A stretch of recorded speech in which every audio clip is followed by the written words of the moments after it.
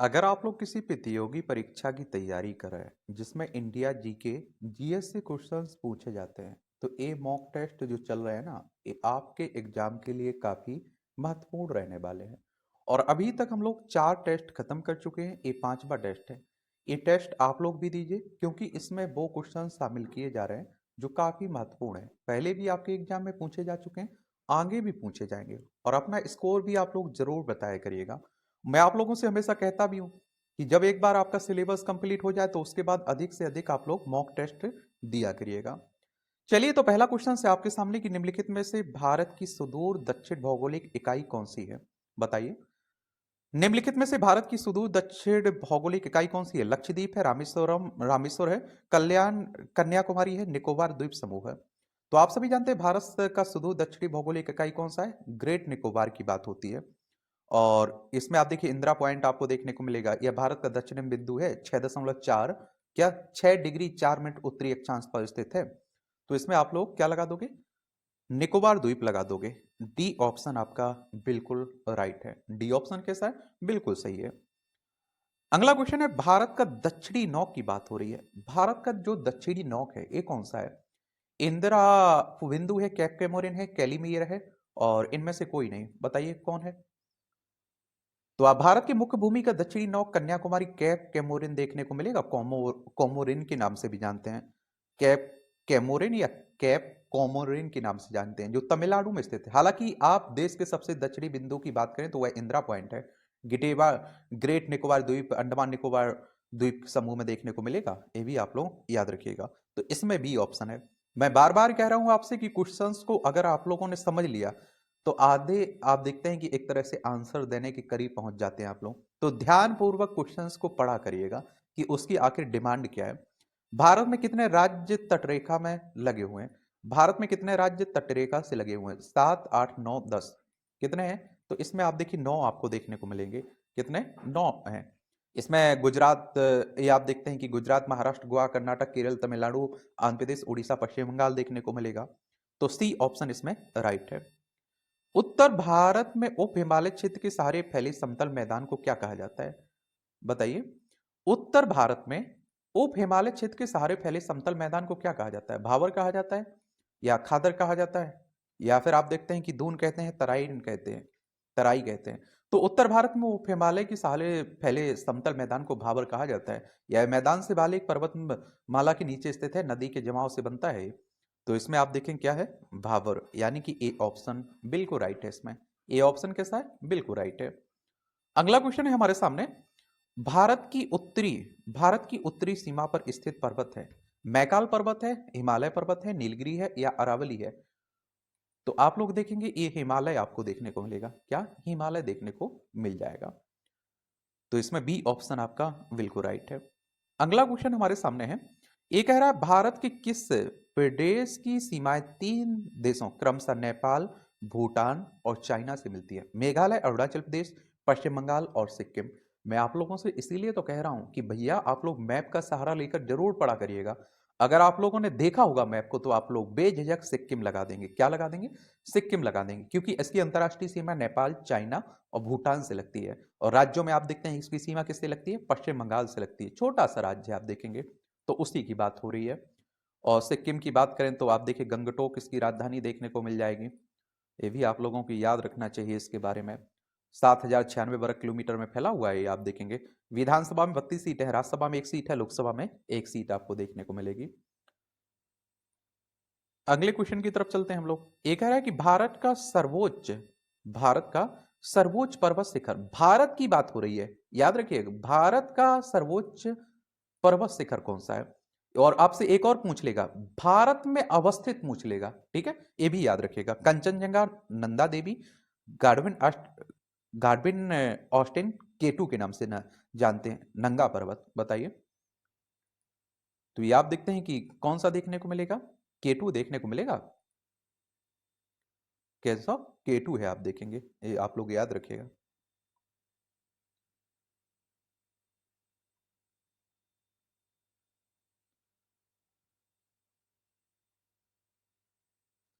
और ये आप देखते हैं पीओ के वाले हिस्से में पड़ता है, ये भी याद रखिएगा। क्योंकि आप देखते हैं कि ये पाकिस्तान कब्जा करके बैठा हुआ है ना, हमारा है, लेकिन याद रखिएगा। और भारत में अवस्थित पूछ ले तो कंचनजंगा है, ठीक है। तो गार्डविन ऑस्टिन, यानी कि आप देखिए K2 आपको देखने को मिल जाएगा इसमें। कंचनजंगा की ऊंचाई कितनी है? 8,586 मीटर है। और ये आप देखते हैं कि गार्डविन ऑस्टिन, जिसे K2 के नाम से जानते हैं, काराकोरम श्रेणी में स्थित दुनिया की दूसरी सबसे ऊंची चोटी है। माउंट एवरेस्ट के बाद दुनिया की दूसरी सबसे ऊंची चोटी है, जिसकी ऊंचाई 8,611 मीटर है, ठीक है। तो ये भी याद रखिएगा। बाकी कई बार आयोग पर निर्भर करता है कि क्या किसे सही मान लेता है। भारत की कौन सी पर्वत श्रेणी नवीनतम है, यानी कि नई है? तो आप सभी को बता दूं कि अभी हिमालय, सह्याद्री, अरावली, सतपुड़ा। तो हिमालय है ना, जो अभी बच्चा है एक तरह से, समझ रहे हैं, सबसे नवीन है। यह एक बलित पर्वत श्रृंखला है जो पृथ्वी के दो प्लेटों के टकराने से उत्पन्न हुई है। हिमालय पर्वत श्रृंखला की उत्पत्ति गोंडवाना और यूरेशियन प्लेटों के बीच टकराव के कारण हुई है। तो इसमें आप लोग ए ऑप्शन लगा देना। अगला है भारत में निम्नलिखित में से कौन सी पर्वत श्रेणी केवल एक राज्य में फैली हुई है? बताइए, भारत में निम्नलिखित में से कौन सी पर्वत श्रेणी केवल एक राज्य में फैली हुई है? ये आप देखते हैं कि आपकी अरावली या अजंता, सतपुड़ा, या इनमें से कोई नहीं। तो ये अजंता आपको देखने को मिल जाएगी। अजंता पर्वत श्रेणी महाराष्ट्र, भारत में केवल एक राज्य महाराष्ट्र में फैली हुई है। यह औरंगाबाद जिले में देखने को मिलेगी आपको। महाराष्ट्र की बात करें तो मुंबई इसकी राजधानी देखने को मिल जाएगी। और 1 मई 1960 में इसे राज्य बनाया गया था। इसकी सीमा गुजरात, मध्य प्रदेश, छत्तीसगढ़, तेलंगाना, कर्नाटक, गोवा से लगती है। विधानसभा में 288 सीटें हैं। विधान परिषद है जिसमें 78 सीटें हैं।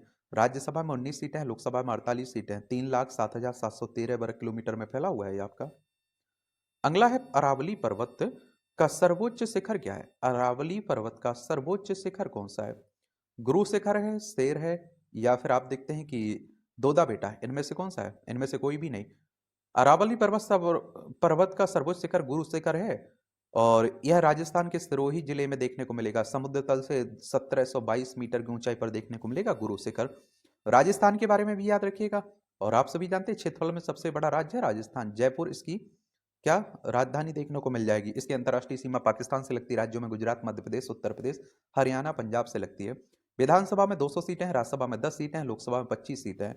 3,42,239 वर्ग किलोमीटर में फैला हुआ है आपका क्या राजस्थान। अगला क्वेश्चन है हमारे सामने। ये कह रहा है कि निम्नलिखित में से सबसे प्राचीन पर्वत श्रेणी कौन सी है?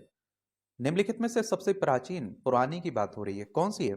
विंध्य, हिमालय, अरावली, सतपुड़ा। तो ये अरावली पर्वत भारत की सबसे प्राचीन पर्वत है। तो ये आप लोग याद रखिएगा, सी ऑप्शन है। अरावली पर्वतमाला भारत के पश्चिमी भाग में से इसका राजस्थान में स्थित है। यह विश्व की सबसे पुरानी पर्वत श्रृंखलाओं में से एक है। और अरावली की सबसे ऊंची चोटी से गुरु शिखर जो माउंट आबू में स्थित है, इसकी ऊंचाई 1722 मीटर देखने को मिलेगी। तो सी ऑप्शन हो जाएगा इसमें। क्या हो जाएगा? सी ऑप्शन हो जाएगा इसमें। अगला क्वेश्चन है आपके सामने। ये कर रहा है कि तुजू दर्रा भारत को किस देश से जोड़ता है? तुजू दर्रा ये म्यांमार से, चीन से, नेपाल से, या भूटान से? बताइए। तो ये आप देखते हैं कि म्यांमार से जोड़ता है। किससे? म्यांमार से जोड़ता है। यह अरुणाचल प्रदेश में स्थित है। और देखिए, म्यांमार से हमारे अरुणाचल प्रदेश, नागालैंड, मणिपुर और मिजोरम, 4 राज्यों की सीमा लगती है हमारी म्यांमार से। तो इसमें ए ऑप्शन हो जाएगा आपका। क्या हो जाएगा? ए ऑप्शन बिल्कुल राइट है इसमें।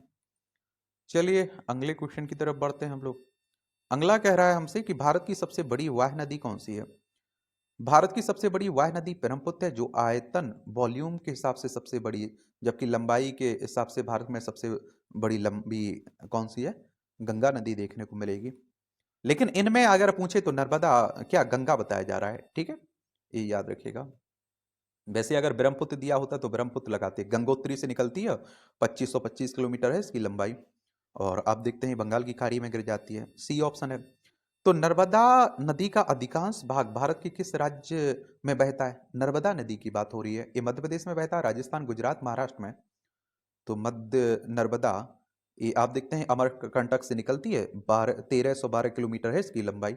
ये भी याद रखिएगा। मध्य प्रदेश की बात करें तो भोपाल इसकी राजधानी। 1 नवंबर 1956 में इसे राज्य बनाया गया था। विधानसभा में 230 सीटें हैं। राज्यसभा में 11 सीटें हैं। लोकसभा में 29 सीटें हैं। देखिए, इसकी सीमा उत्तर प्रदेश, राजस्थान, गुजरात, महाराष्ट्र, छत्तीसगढ़ से लगती है। तो इसमें आप लोगों ने ए ऑप्शन लगा दिया। ए सही है, ठीक है। अगला है हमारे सामने कि निम्नलिखित में से किस नदी का उद्गम स्थल भारत में नहीं है? निम्नलिखित में से किस नदी का उद्गम स्थल भारत में नहीं है? चेनाब, रावी, सतलज और आप देखेंगे कि ब्यास। तो आप सभी जानते हैं कि इसमें सतलज का नहीं है। किसका? सतलज का नहीं है। ये जरूर आप लोग याद रखिएगा। सतलज कहाँ से निकलती है? सतलज नदी की बात हो रही है। ये आप देखेंगे कि माउंट कैलाश से निकलती है। समझ रहे हो भाई? चलिए अगले क्वेश्चन की तरफ चलते हैं हम लोग। भारत की सबसे बड़ी मीठे जल की झील निम्नलिखित में से कौन सी है? भारत की सबसे बड़ी मीठे पानी की झील की बात हो रही है। ये फुस्का, लोकटक, बूलर, डल। तो बूलर देखने को मिल जाएगी।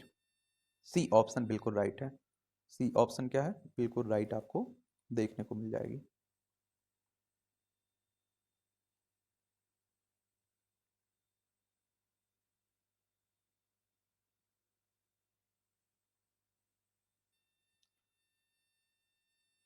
अगला क्वेश्चन है, उत्तर पूर्वी भारत की सबसे बड़ी लोकटक झील किस राज्य में है? उत्तर पूर्वी भारत की सबसे बड़ी लोकटक झील आपको कहाँ देखने को मिलेगी? ए मेघालय में, मणिपुर में, त्रिपुरा में, या फिर आप देखिए मिजोरम में। तो ये आप सभी को मालूम है कि मणिपुर में देखने को मिल जाएगी। कहाँ? मणिपुर में। और ये आप देखिए मणिपुर की बात करें तो इम्फाल इसकी राजधानी देखने को मिल जाएगी आपको। किसकी? मणिपुर की। और इसकी अंतर्राष्ट्रीय सीमा म्यांमार से लगती है, राज्यों में नागालैंड, असम, मिजोरम से लगती है। इसे अगर केंद्र शासित प्रदेश बनाया गया था 1 नवंबर 1956 में, 21 जनवरी 1972 में पूर्ण राज्य का दर्जा दिया गया था। विधानसभा में आप देखिए 60 सीटें हैं, राज्यसभा में 1 सीट है, लोकसभा में 2 सीटें हैं। 22,327 वर्ग किलोमीटर में फैला हुआ है आपका मणिपुर। भारत में ताजे जल की सबसे बड़ी झील वुलर किस राज्य में देखने को मिलेगी? वुलर झील की बात हो रही है। ये आप देखते हैं कि उत्तर प्रदेश, जम्मू कश्मीर, उत्तराखंड, हिमाचल प्रदेश। तो ये जम्मू कश्मीर में देखने को मिल जाएगी। बी ऑप्शन बिल्कुल राइट है इसमें। बी ऑप्शन क्या है? बिल्कुल राइट है।